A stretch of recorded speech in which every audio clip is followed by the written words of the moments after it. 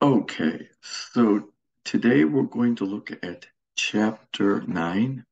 Your Chapter 9 test is coming up in a couple weeks. And what I want to do here is, again, focus on what you need to know, what you need to be looking at in Chapter 9 so that you'll do well on your homework and on your test. So let's take a quick look here. And let's see.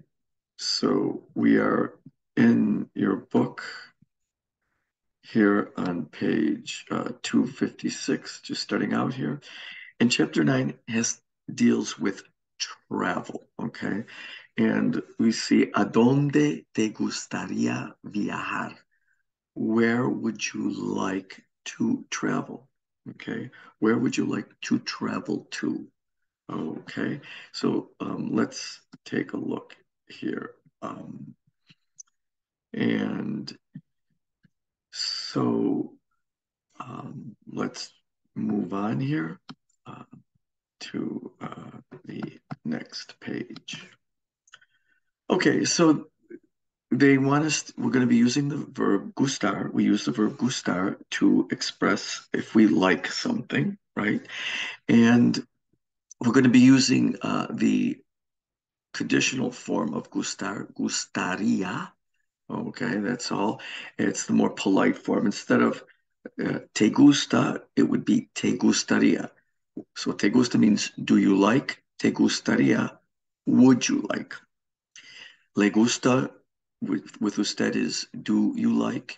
Or le gustaría, would you like? So again, we're using the conditional form of like. That's all. Te we use with tu. Okay. So you're going to say, would you like te gustaría? And le we use with usted. And remember, with the gustar verbs, we don't use subject pronouns, yo, tú, él, ella, nosotros. We use the indirect object pronouns. Okay, instead of yo, we use me gusta, I would like, or me gustaría. For tú, we use te gusta or te gustaría. For usted, we use le gusta, le gustaría. So again, we want to use the indirect object pronouns. This is just review, very basic Spanish. Um, so let's take a look. Okay, so look through uh, this lesson, go through the exercises here, uh, and they give you different students, and they tell you what each likes to do. Okay, so le gustaría estudiar administración de restaurantes.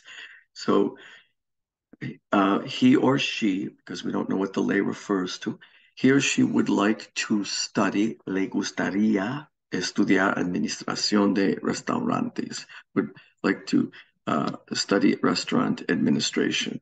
Let's look again at the conditional form of gustar. Again, here's a little box, go through this. To ask someone if he or she would like to do something, you would use, if you're going to refer to them using the informal you, te gustaría.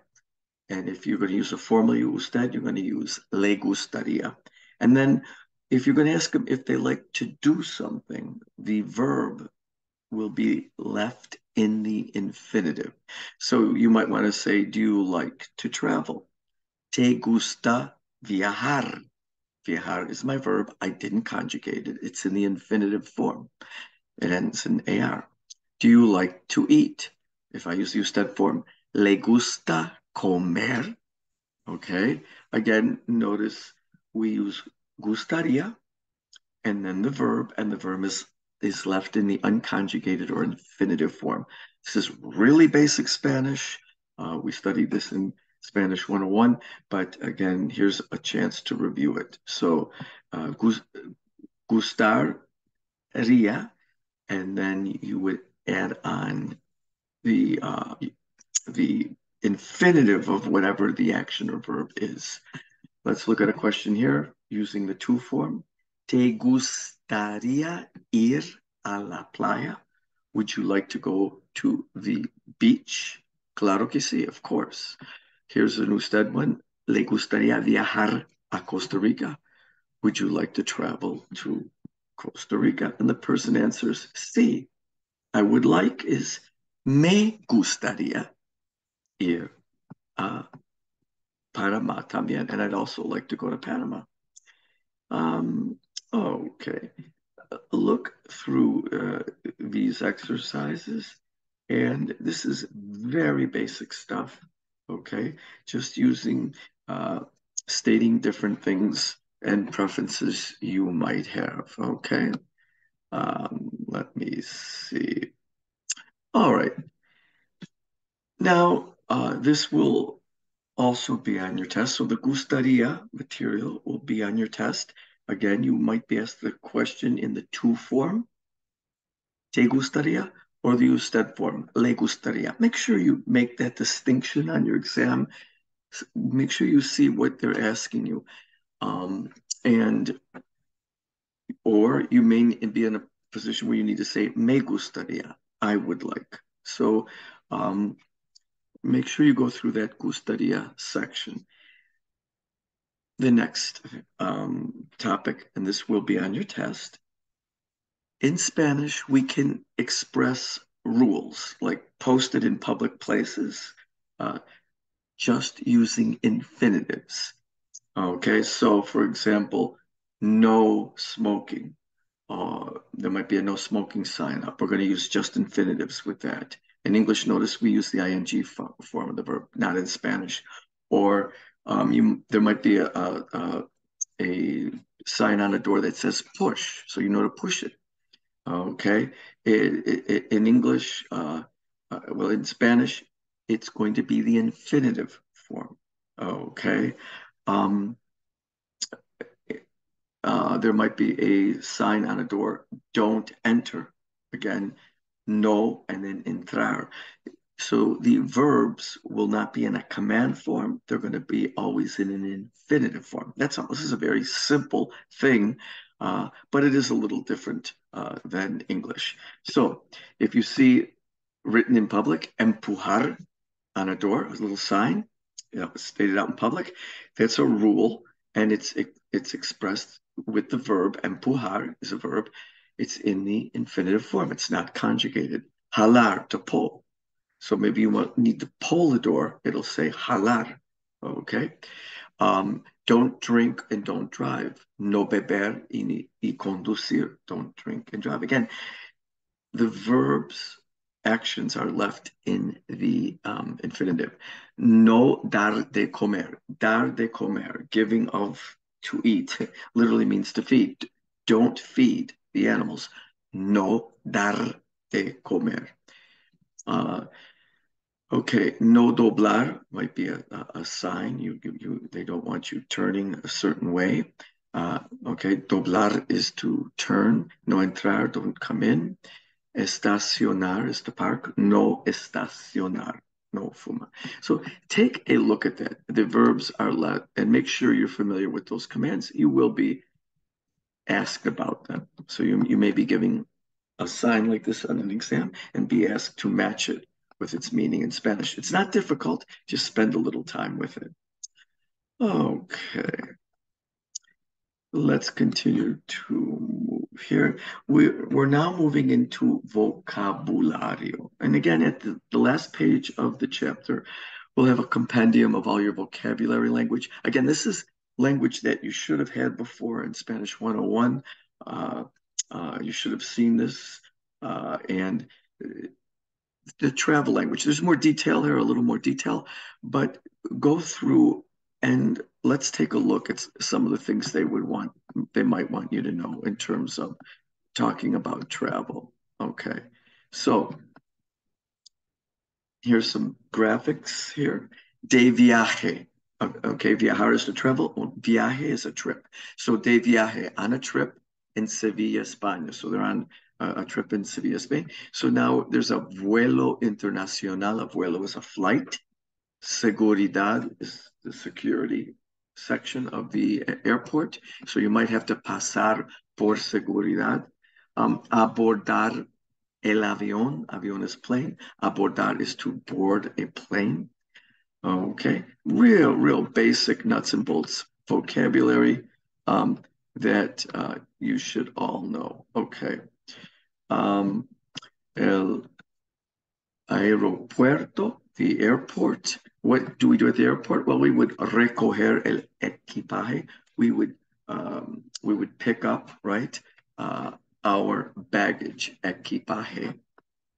Here's we're traveling. We travel through by different modes of transportation. You might go by train. There's the word for train, el tren. Look through this vocabulary and get comfortable with it. What are some of the activities you would do on a vacation? Again, we've had a lot of these already. This is review, but here we're at La Playa. La Playa is the word for beach. Okay, this is great vocabulary for vacation, and we're in La República Dominicana. So there's a word for hotel, el hotel. To sunbathe, many of us do this when we're on vacation, particularly en la playa, at the beach. Tomar el sol, el hombre toma el sol. There's a word for sea or ocean, el mar, playa, beach. And el bloqueador solar is sunblock, okay? So in a hotel, you might have an elevator, ascensor, and the main part of a hotel when you come in, right, to get your room and all is la recepción. Okay, and at the reception desk you would registrar, say you would register. Okay, so just real basic vocabulary. All right, let's take go on here. I'll just go through some of these terms again. I would ask that you go to the last page in the book and just go through that vocabulary and get comfortable with it. Okay, so here they're on an adventure in La Paz, Bolivia, and here she's in her hotel room. And what does it say here? Hacer las maletas. She's packing or making her bags. La maleta is a suitcase, so she's packing her suitcase. Hacer las maletas. Ir de viaje means to go on vacation.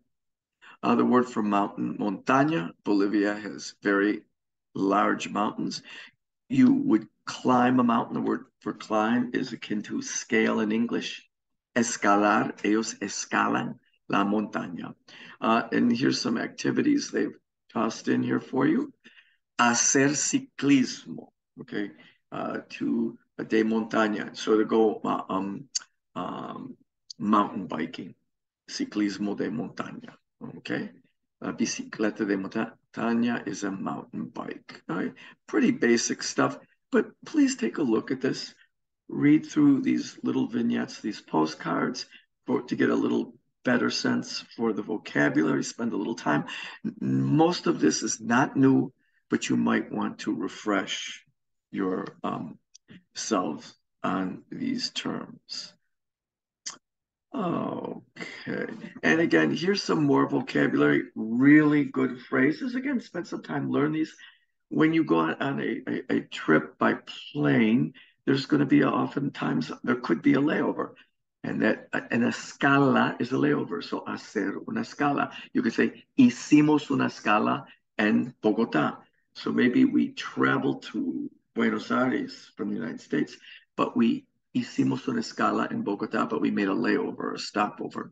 Visitar, to visit. Boleto is your ticket. Paisaje is the scenery, landscape.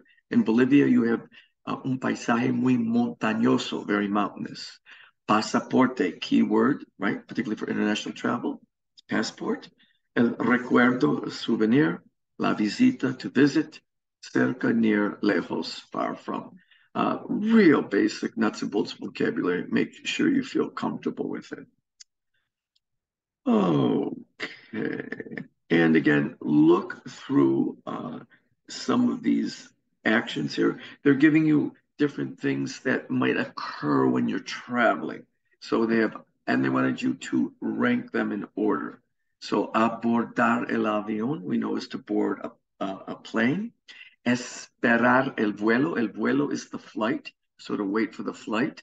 Hacer las maletas is to pack your bags or suitcases. Ir al aeropuerto is to go to the airport. Ir al hotel en taxi is to go to the hotel in a taxi by taxi. Seguridad is security. So pasar por la seguridad. When you're at the airport, you will pasar por la seguridad. You can pick up your bags, recoger el equipaje or baggage. Registrarse en la recepción. And once you're in the hotel, you're going to registrarse en la registración, and then you might subir al cuarto, to go up to your cuarto, your room, en el ascensor, in the elevator. And then usar las llaves, and then you will use your keys, llaves are keys, para entrar, to enter your room, la habitación. So just look through that and get familiar with that vocabulary. It'll make doing the exercises and taking your test in 2 weeks much easier. And here they talk about the word for bus, el autobús, and different terms used in different countries. You can take a look at that. Okay, let me see if there's anything else. Here they have different people who like to travel, and they're using the verb gustar, and they're with a person's name. So Alex likes to travel. Mary likes to eat, or Marie likes to visit. And again, this is how you would express that. So, and here we're not going to use gustar, we're using gustaría. So, Alejandra le gustaría viajar a. So, what is that saying? It's saying Alejandra would like to travel to, and then after we listen, we can put in the continent or country she likes to travel to. Look at the next one. A Kelvin le gustaría viajar. So what does that mean? Calvin likes to travel. Okay. And again, if you listen to the piece, or you read the section they want you to read, you can answer the question. Notice that they put an a before the name. Whenever you use gustar, you put a before any reference to a person. So Abab le gusta, or Abab le gustaría, and that's what they've done here. This is just review of how we use gustar. And then so just take a quick look at that. Let me see. Okay. And here's when you travel, you can travel by taxi, by train, by bus, by bike. And so look at what they have here. They are viajas is from viajar. So viajas means you travel in the two form. So you travel by taxi, viajas en taxi. Notice they say en taxi. Viajas en tren, you travel by train. Viajas en autobús, you travel by bus. Viajas en bicicleta, you travel by bike. Or viajas a pie, you travel on foot. Okay. Or viajas en coche alquilado, you travel by a rented car. Okay. So take a look at that. Now, they will ask you, there's going to be some graphics on your test, just asking you to identify weather conditions. Generally, the weather is given with the verb hacer. So usually if you want to ask what is the weather like, it is que tiempo hace. Literally, what weather? Tiempo can mean either time or weather. What weather hace does it make? Okay. In English, we would ask, what is the weather like? We would use the verb to be. They use the verb to make. ¿Qué tiempo hace? So when you respond about weather, oftentimes, not always, you'll respond back with hacer. It makes cold. It makes hot. Or it makes nice out. Let's take a look. So if I ask you ¿Qué tiempo hace? Or what is the weather in that picture? Here it's nice out. So you would say hace buen tiempo. Here, the weather is bad. In the next graphic, It's very bad, cold, blustery. So we would say hace mal tiempo. It's bad out. And again, in English, we would say it is. In Spanish, we would say it makes. And that's what hace means. Here it's very hot out, so hace calor. Here it's cold, hace frío. Let's continue on. It's sunny, hace sol. Here it's windy, hace viento, and viento means wind. Now, generally weather is given with hacer, but not always. It's often given with the verb to be, and they gave you, like in English, and they give you a few examples. Just look at them. So we use the verb to be, but we don't use ser. We use a star. Why a star? Because a star is transitory. Weather isn't permanent. It might be sunny now, but it might be raining in a few minutes. So we use a star to give the weather if we're going to use the verb to be, and we're not using hacer. So despejado means clear. Clear. The skies are clear. Está despejado. What if it's cloudy? Está nublado. So get used to those terms. Now, what about precipitation? How do we express precipitation? Like at least rain and snow. We don't use hacer. There's a verb to rain, llover, and a verb to snow, nevar. Unfortunately or fortunately, they're both stem changers, and we all know how to conjugate stem changers. So the O goes to UE and llover when we conjugate it, and the E of nevar goes to IE. So if we want to say it's raining, llueve. Llueve. The double L is like a Y, llueve.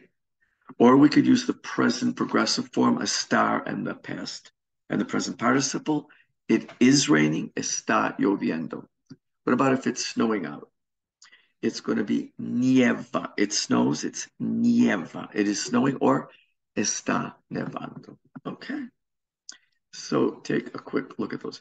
Here's a little section on the degrees centigrade. And centigrade is the temperature is measured in most countries of the world in centigrade, and certainly in all our Spanish-speaking countries. And that's why they give it to us here in centigrade. So make sure you can compare Fahrenheit degrees, what we use in the United States, with centigrade. So notice that when it freezes out, when water freezes, it's 32 degrees Fahrenheit. Well, that's 0 degrees centigrade. This will be on your test. So just take a look at it and get a feeling for it. Okay. You should have some understanding. Okay. For example, for us, 95 degrees is pretty hot. That would be 35 degrees centigrade. So 0 would be freezing, right? Anything in the 30s or above now is getting quite hot. Okay, a something in between 15 and 30, like 20 degrees centigrade, would be like 70. It would be a nice springtime or cool, pleasant temperature. Okay, let's see.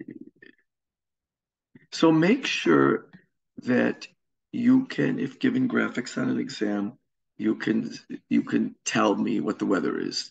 Is the graphic showing it's hot out? Hace calor. Is it showing that it's snowing? Nieva. Is it showing that it's raining? Llueve. Or hace buen tiempo. Make sure that you can do that. And you can look through these. Okay. All right. Let me see. And there's a little bit more information on the weather there. Okay, let's continue. Let's see here. Okay. Okay, they give us the prepositions para and, I'm sorry, por and para. So make sure you know when to use por and when you need to use para. There's some pretty big distinctions. They're not going to go into a lot of detail on this. If you go through these exercises, you should be good to go for your exam next week. And they start off with some examples, when to use para and when to use por. So for the first one, para ir a Machu Picchu. Okay, you see. So, well, let's instead of going through that particular exercise, let's move right on, and let's go to the little boxes where they really analyze the grammar. Okay, and so please go through this. These boxes are very good. They kind of summarize everything pretty well. And so look, what do they say here in one, actividades analíticas? Let's look at para. What does para mean? So the core meaning of the preposition para is aiming toward something. You may aim toward a place. Okay, I'm going to Charleston. Yo voy para Charleston, a place, a time. Yeah, okay. I'm going to finish my homework, or I'm going to I have to be in the airport. Tenemos que estar en el aeropuerto para las 6 at a certain time. Or we would also use para when you have an outcome that you desire, or when the action or your action may be intended for or benefiting somebody or something. Let's look specifically with, again, they're talking about. So we use para with a place when you're aiming towards something and a place. So let's look. Mañana salimos para España. Tomorrow we're departing for Spain. Okay, we would use not por, but para.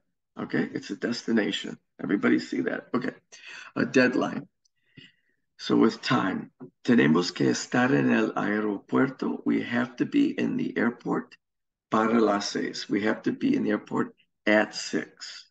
Okay, okay, at 6. Para las 6. We're heading for, that's our destination time. Desired outcome. Okay, and this is used with a verb. Okay, okay. So it's when you want to say, I'm doing this in order to see, or I'm doing this in order to understand. So let's take a look.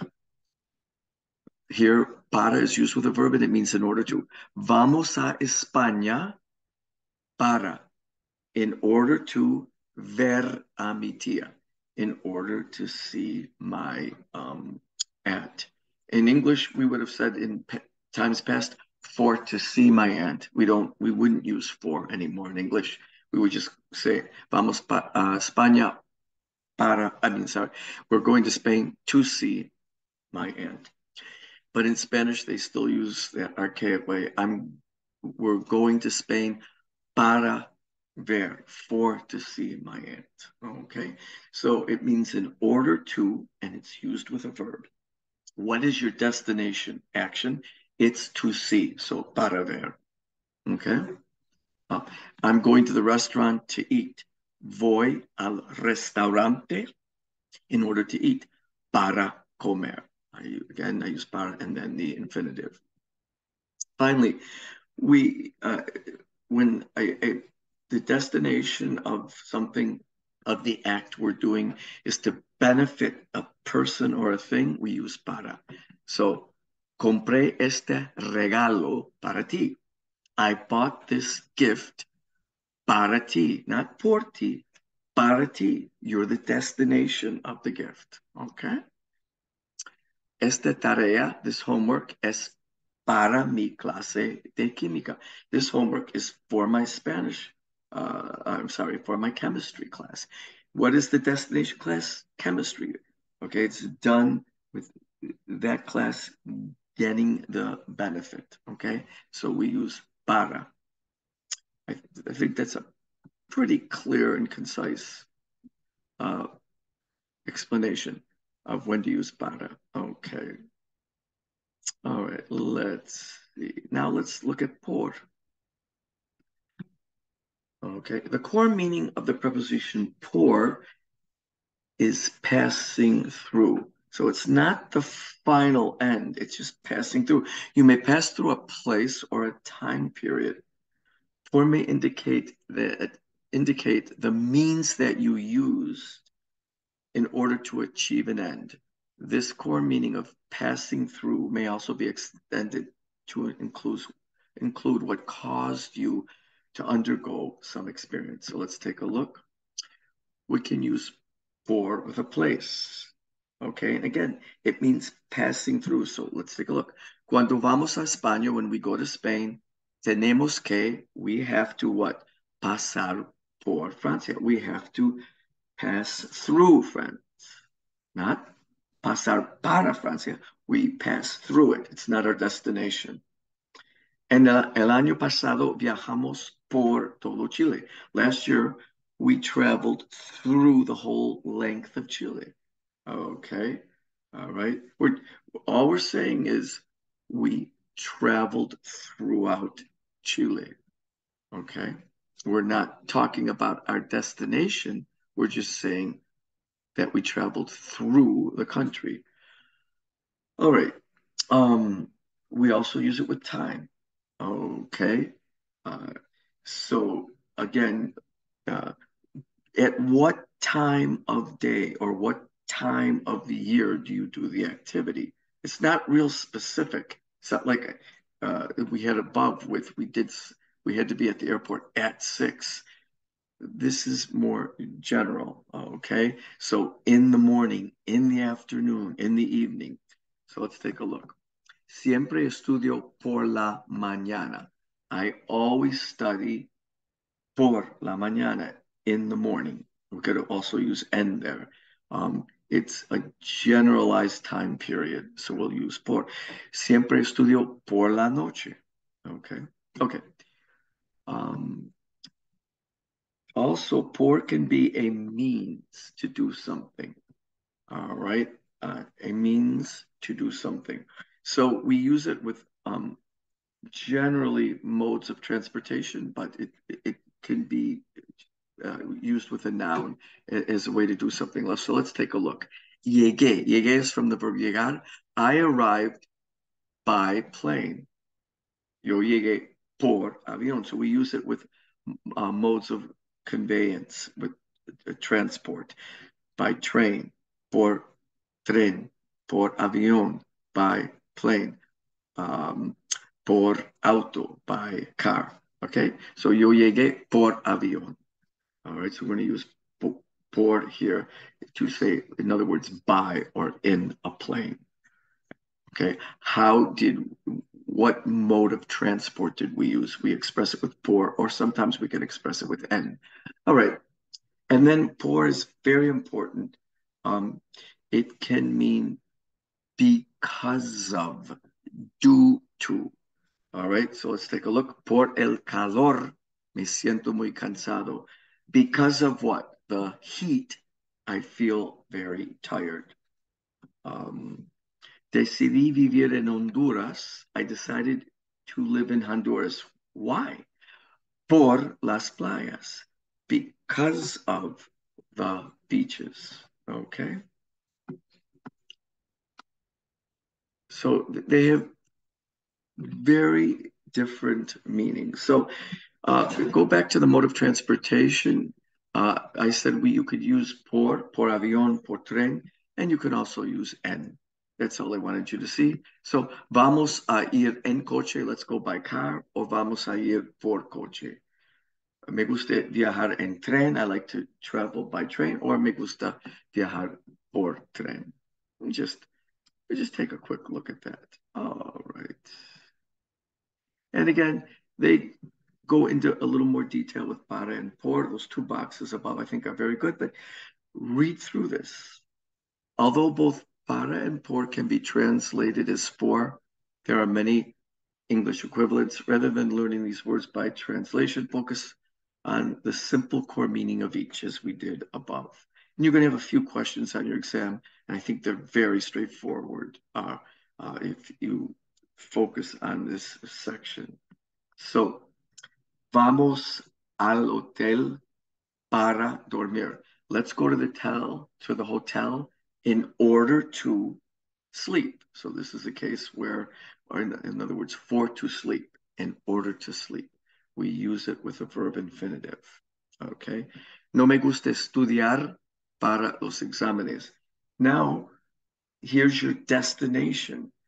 I don't like to study para with the for my exams. Okay, the end point is the exams. That's what your goal is. So you're going to use para. I don't like to study for my exams. You would not use por here, but para. And then they give a few more examples with por. Vamos al hotel por autobús. We're going to the hotel by bus or en autobús.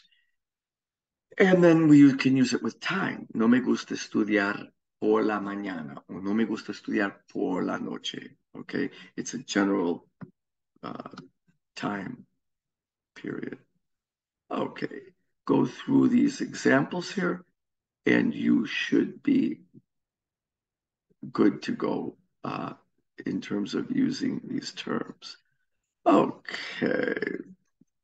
And again, there's quite a few examples of where you can practice using para and por, and go through these and take a look at them. All right, let me see if there's anything else here. Okay, so now we can go to Estructura 9.2, and we'll learn the impersonal say, okay?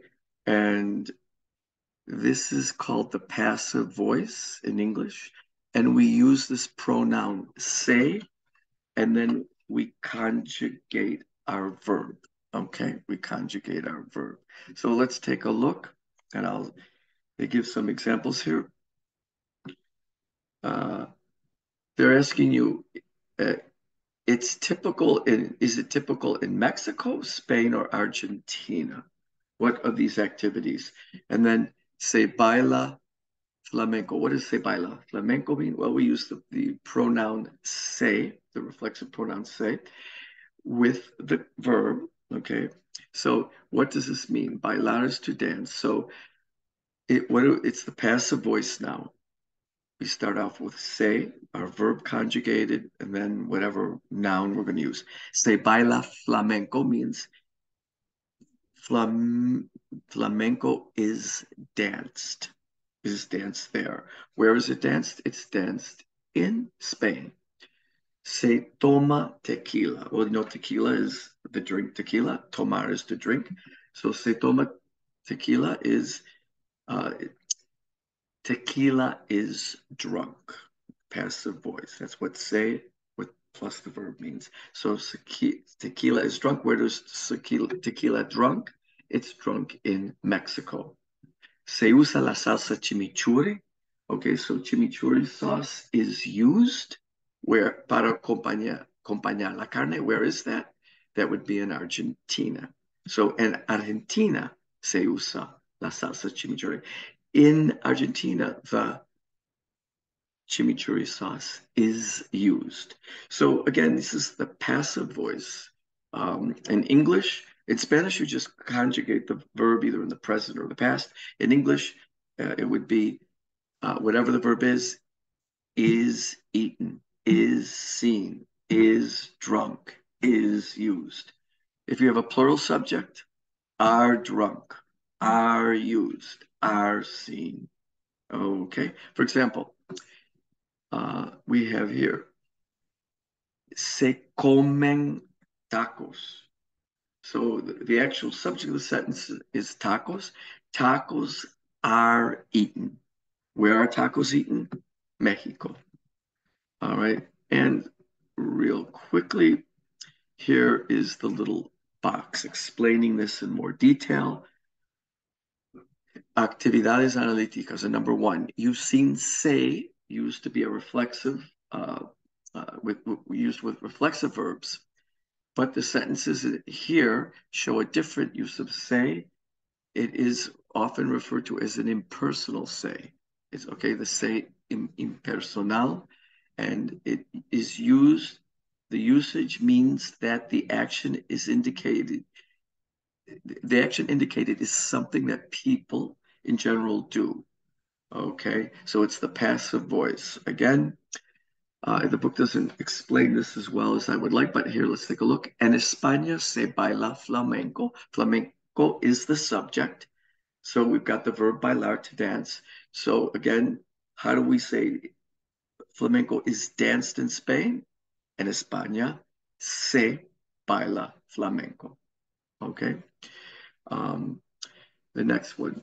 Aquí se habla español. Here, Spanish is spoken. What's the subject? Español. What's the verb? To be. I'm sorry, to speak, hablar. So how do I say here it is spoken? Aquí, and there's that magic say, se habla. Español, Spanish is spoken here. Now, notice the subject here is Spanish. What if we had more than one subject? Aquí se hablan español y francés. Spanish and French are spoken here. Now, with a plural subject, I have to make the verb plural. Most of these examples that you're going to have on your test in here, these subjects are always singular, so you'll just have the singular form of the verb. This could also be in the past tense. Spanish was spoken here. Aquí se habló español. Usually you'll see it in the present tense, but not always. So I just want you to see that. Okay. And here they talk about the plural form, if you have it. Okay, here is a section on culture. Please take a look at this. They talk about the mariachi of Mexico, the tango of Argentina, and the flamenco of Andalusia. The flamenco is from the south of Spain. It's a dance not of the whole country of Spain, of only one region of the south. So please be aware of that. And you may have some questions on this piece here. And again, what we just learned was, again, the impersonal or passive say, the impersonal voice.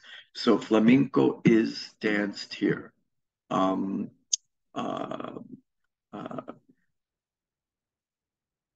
and I think we had some other examples up here. Tortillas are made of corn. Se hacen tortillas de maíz. There's that passive voice. Tortillas are made of corn. Okay, so se baila tango. The tango is danced. Normally you would say here, se baila tango aquí. Or here's one, paella, the rice with seafood, so common in Spain. Se come paella. Paella or rice with seafood is eaten here. Okay. All right. Let us move on.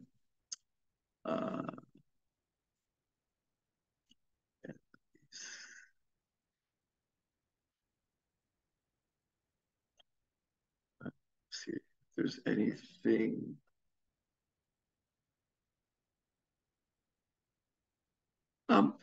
Here's some more passive voice questions.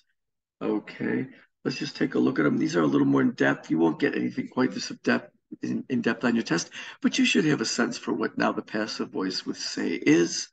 ¿Cómo se puede gastar dinero en pequeñas empresas locales? What is it asking? How? Puede is from poder, to be able to. Gastar means to spend. Dinero is money. So how can money be spent in small local enterprises? ¿Cómo se puede gastar dinero en pequeñas empresas locales? ¿Cómo se puede aprender algo? Okay, aprender means to learn. Again, puede means can. So how can something be learned sobre la vida, about the life of What? La gente del lugar, the people of the place. ¿Cómo se puede minimizar el uso? How can the uso be minimized? ¿Cómo se puede minimizar el uso de recursos naturales? How can the use of natural resources be minimized? Okay. ¿Cómo se puede saber? How can it be known? Again, I'm trying to give you again a feel for this passive voice. How can it be known? ¿Qué necesita la gente? What the people need. Okay. All right. Here's a section on Costa Rica and ecotourism.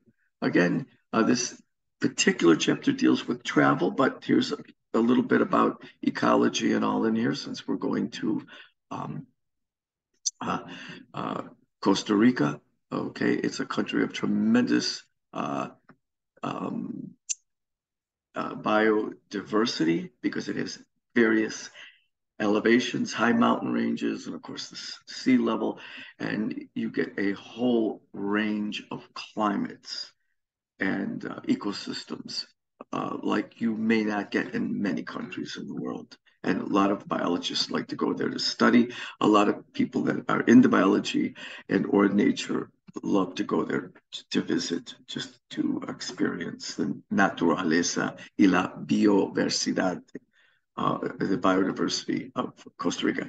Please take a look through that section on Costa Rica, just to familiarize yourself with it. Okay. Let us move on. And so we did the passive voice with the impersonal say.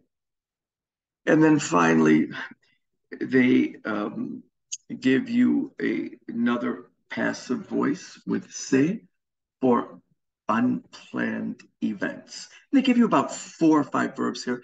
Make sure you know what these verbs are. They're going to give you different graphics on your exam, and you should be able to select which verb to use and be able to form this passive construction. So let's take a look.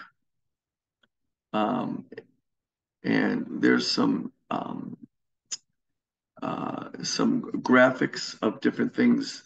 For example, here he's dropping his telephone. Here his telephone broke. Here his flight was canceled. Okay. Different things are going on here. Here he spills or drops his coffee. Okay. Here he forgot his drink. So he forgets something here. He drops something there. He stains himself with something here. Okay. He forgets something here. He forgot to bring his driver's license. So here's something breaks. Here's something drops. So let's see how we would express some of these ideas. Okay. And give me a second. So you should know these verbs. Now these are put in the past tense. So if normally we would say he dropped his phone. He forgot his keys. Okay. He stained his clothing. So these are often, they don't have to be, he could be staining his clothing, he could be dropping his keys, but usually this has happened, is something that happened to you. And so it's expressed in the preterite tense, and it's something that happens to you. It's impersonal. Okay, it's just like the impersonal voice that we just learned. And so let's take a look. Caer is to fall. So when the thing happens to you, like my phone fell, okay, or I dropped my phone. In Spanish, we don't say I dropped my phone. We say my phone fell to me. And we use it with the passive say. Se me cayó el teléfono. The subject is teléfono. So se me cayó el teléfono. Literally, my phone fell from me. Or I dropped my phone. You might forget something. So you would say, se me olvidó mi licencia. I forgot my driver's license. Se me olvidó la licencia. Olvidar is to forget. Literally, it was forgotten to me. Okay. Se me antojó. Antojarse is to feel like doing something. So you might say, oh, I went out last night and se me antojó una hamburguesa. I felt like getting a hamburger. Again, it's something that happens to you in Spanish. It could be expressed this way. So you would say, it it like kind of occurred to me to buy a hamburger. Okay, a feeling hit me to buy a hamburger. Se me antojó una hamburguesa. Maybe your car breaks down on you last night. How would you say that? Se me rompió el carro. Okay, literally, my car broke for me or to me. But notice it's expressed with se. Manchar, manchar. Look at these verbs as to stain. So say you say your shirt got stained. You would say se me manchó la camisa. Or what if you got your pants? It's a plural subject. So se me mancharon los pantalones. So look at those verbs: caerse, olvidarse, antojarse, romperse, and mancharse. They will be on your exam, and you should be able to identify a scenario. Okay. Se me antojó un café. I felt like getting a coffee. Anoche se me antojó un café. Here is the box again. And here's a bigger compendium of verbs. Acabarse is to run out. All right. And now all of these phrases can be used with just without an indirect object. All these phrases, notice, they are reflexive. Acabarse, to run out. Caerse is to fall down. Mancharse is to get stained. Romperse means to break. And perderse means to lose. Notice that they're all reflexive. And then they give you an example in the past. Se acabó el dinero. The money ran out. Se cayó el teléfono. The phone fell down. Se manchó la camisa. The shirt got stained. Se rompió el lápiz. The pencil broke. Y se perdió el pasaporte. The passport got lost. Now, when you use it with me, the indirect object, that's what we learned above. That's what I just went through. It takes on a little bit more of a different meaning, a more personalized meaning. So, se me acabó el dinero. I ran out of money. So in English, we would take responsibility for it. I ran out of money, but in Spanish, it happened to me. So it's in the passive voice. Se me acabó el dinero. Okay, I dropped my phone would be se me cayó el teléfono. So again, we're using caerse, but we're using it with the indirect object me, because it happened to me. Se me cayó el teléfono, my phone fell. Se me manchó la camisa. Okay, my shirt got stained. I accidentally broke the pencil. Se me rompió el lápiz. And I lost my passport. Se me perdió el pasaporte. So know these verbs, and you can see what they mean in their infinitive form with the reflexive pronoun. They're all reflexive. And then when we add the indirect object pronoun to them, all right, we get a little bit different meaning. We get the passive voice. So make sure you understand that this will be on your exam. All right. Here's antojarse. Okay, it's to feel like or to crave something or be in the mood. And we use the indirect object with it. Se te antoja un helado? Do you feel like having an ice cream?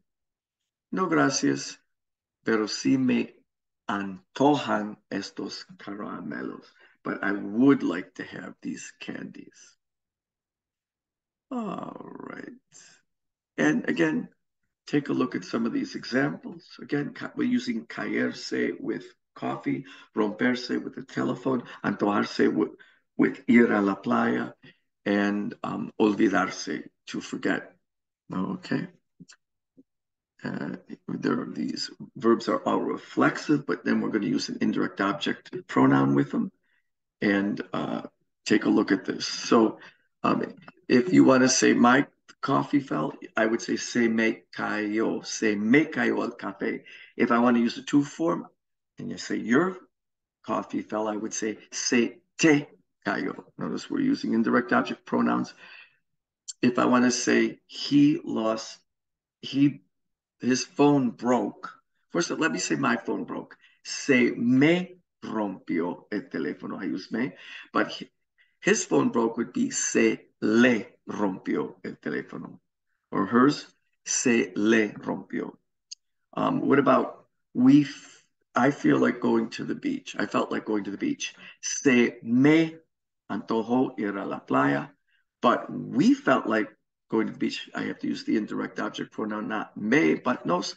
Se nos antojó ir a la playa. What about my friends forgot the date? Well, I forgot the date is se me olvidó la fecha, but my friends forgot the date is a mis amigos se les olvidó la fecha. Most of the examples we're going to be using here in class and on your exam are going to be using me, but you can also use this construction saying your phone fell or his phone broke or we felt like as opposed to I felt like. You're just going to have to change me and either put in le or nos or te. Okay. You would be using indirect object pronouns. Okay. And please look through this again. They give you more chances just to work with this construction, this passive construction using the indirect object pronoun. Okay, but here you could see what happened here. He locked his keys in the car, so his keys ended up locked in the car. You can use the same se le se le quedaron. He left his keys in the car. Use quedar. Quedarse is to remain, or so se le quedaron las llaves in that picture. He left his keys in the car. Okay, let's see if there's anything else here that's we need to look at. And let me just check here.